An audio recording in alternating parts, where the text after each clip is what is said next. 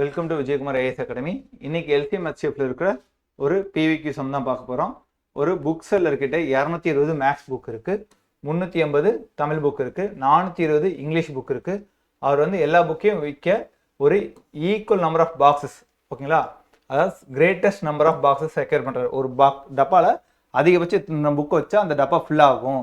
அப்போ நான் எவ்வளோ டப்பா வாங்கணுன்றதான் கேள்வி. அப்போ இந்த கிரேட்டஸ்ட் நம்பர்னு பார்த்துட்டாவே அது ஹச்சிஎஃப் தான், ஓகேங்களா.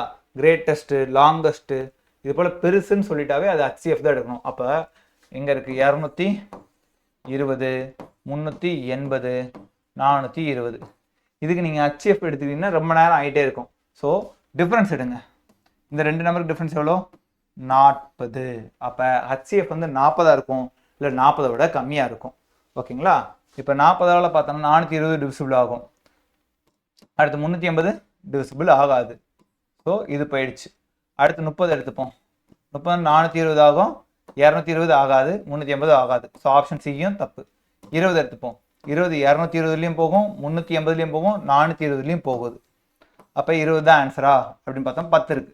10லையும் 220 போகும், 380 போகும், 420 போகும். அப்போ 10லையும் போகுது, 20லையும் போகுது. அப்போ இதில் என்ன ஆன்சராக இருக்கும்னா, நம்ம இதுக்கு என்ன எடுக்கிறோம்? Highest common factor, HCF. அப்போ இது ரெண்டில் எது பெரிய நம்பர்? 20 தான் பெருசு. ஸோ ஆப்ஷன் பி தான் இதுக்கான கரெக்டான பதில், ஓகேங்களா. தேங்க்யூப்பா. இன்னைக்கு ஏதாவது புதுசாக தெரிஞ்சுக்கிட்டீங்கன்னா அதை லைக் அண்ட் கமெண்ட்டில் மென்ஷன் பண்ணுங்கள்.